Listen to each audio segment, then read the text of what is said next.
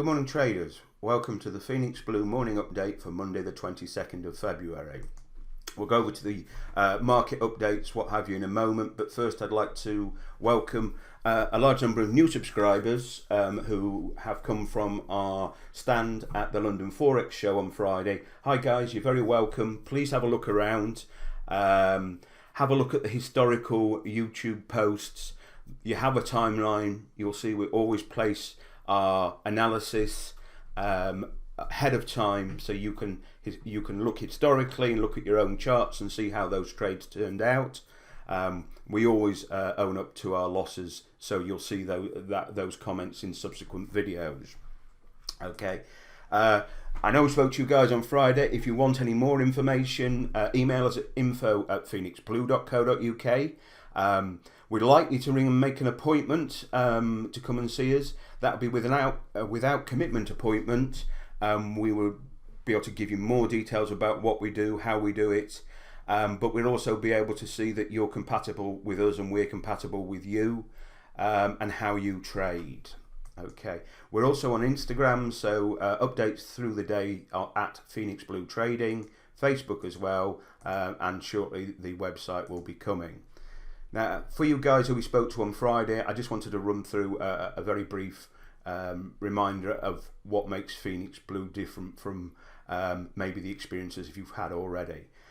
We trade clean charts based exclusively on price action and horizontal levels with no lagging indicators, so you can see exactly what's happening on your screen. We buy and sell with the bank, who are the market movers. We don't fight them. We trade only with a fundamental bias, which we establish before we look to trade a market. We analyse the commitment of traders report for additional independent signals to lay on top of the other analysis to further reinforce the probability. If you already have an existing system that's successful, if you just were to use our analysis, you would be able to ensure you only take trades where and when the probability is highest, improving on your existing results. In FX, we on average use a 40 pip stop loss. This means you can be profitable with a smaller number of winners. You can have your risk off the table, you stop at break even much quicker, possibly even before you'd be able to get an entry from a reversal bar. So again, email us at phoenixblue.co.uk, Instagram at Phoenix Blue Trading. So let's move over to our normal format. We start with news announcements. Absolutely nothing whatsoever of interest today. Very little news-wise this week. However, I put here all the weekly or the whole weekly list of announcements from central banks. At Phoenix Blue at the moment, we're treating all all speeches from central banks as being high impact. Normally we see red as high impact, but these orange ones, which would normally be medium impact, we're treating as high impact because the current volatility in the marketplace means the slightest comment can move price around. We therefore want to be aware of that. We don't want to be opening trades into those times. The big ones this week are Mark Carney, the Bank of England governor, speaking tomorrow morning, and Chairman Jordan from the Swiss National Bank at 11:15 tomorrow, which is probably the most significant one this week, but we'll pick up on that on tomorrow's morning update. So over to the Asian markets. First off, quick look at the US dollar Chinese yuan exchange rate. Well, I'm not really sure what happened here. We don't seem to have any data.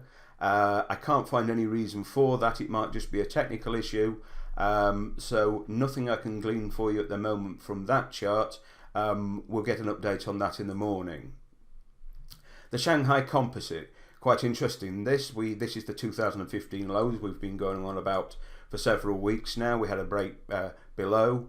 We had a break above last week, but we weren't convinced by it. But overnight, we've had a nice bullish bar, a close above. So our bias in this market has moved into the long direction. The point of interest here is over the weekend, the head of these markets, the regulator who was responsible for the circuit breakers that meant that this market was only open for 28 minutes one day, was given the sack over the weekend by the Chinese government, clearly because he'd been unsuccessful in preventing the continuation of this, what's been a year-long fall now. Over on the yen, bullish day, but within the range of last week, so nothing to report from there. We haven't done a full-length video analysis yet this week. We'd normally do that on a Sunday, but we've held fire on that until Tuesday, the Trading Tuesday video. That will allow us to get an idea of what's going to be going on in the markets this week.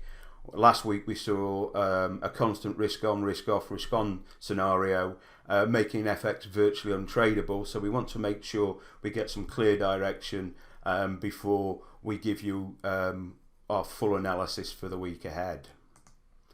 Okay, dollar index, we had a commitment of traders bullish signal here. Our bias had remained long on this marketplace. Really we're looking for a break above, retest of this, and then the longs will be really back on. Longer term objective, a break of the level of around 100 on these highs here. So we'll look at that relative to the markets shortly. Well, in fact, here's the euro. Again, we had a corresponding commitment of traders signal, but short this time. So we've got divergence between those two on terms of COT signals. We're bearish this market, but we will wait for a break below here, retest for a trade to this level. When we get a break below here, close below, that will reconfirm our short bias, and we will be looking again for a trade to pull back to go short. Our bias is short this market because of the Brexit announcement, the agreement David Cameron's made with the EU in respect of the potential continued membership of Britain in the EU. So we add into that what we're already expecting from Mario Draghi, the head of the ECB, the European Bank, where he's already indicated that he will be looking to either reduce negative interest rates further or add to the levels of quantitative easing that are currently going on. So those two factors could potentially break these lows here, which would correspond with the $100 level on the dollar index, which would then move us into a really nice scenario where we could be looking for some, or could be seeing some really strong trading opportunities that we set out this year hoping for. Okay, over on the yen, a lot of uncertainty in this market at the moment. We're looking for a clear signal. That signal would be a break below the trend line, retest to go short, or a pullback to this very significant level here, again to trade short. If we got a close above that level, then again that short bias would be off, and we'd be looking to sit on the fence until we got another signal. New Zealand US dollar, nothing particularly strong fundamentally to help us here. What we're looking at here is a range trade. We've had two lovely touches at the top of the range here. We were looking for a third touch here for a trade down to this level here. If we were to get a break and close below this level, then our bias would switch to a short bias. Okay, over on crude, this is a market that really was difficult to follow last week. We're not rushing to trade this market. However, we have a significant level at this point, a significant trend line. If price was to move sideways, that would be a nice trading opportunity there. Any break of this trend line would bring an end to our short bias and reversal to a long bias. Okay, one for you new guys who we spoke to on Friday.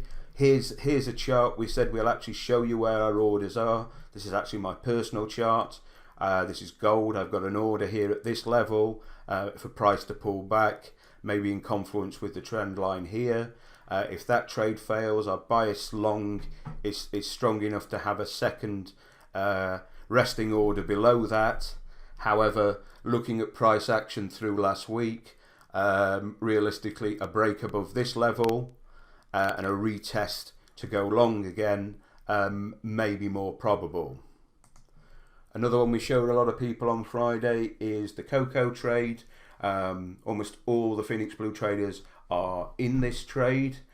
We had further signals from the Commitment of Traders report that just confirmed what we already thought, and we're 100% comfortable as far as it's possible to be within a trading scenario that this is among the very highest probability commodity setups.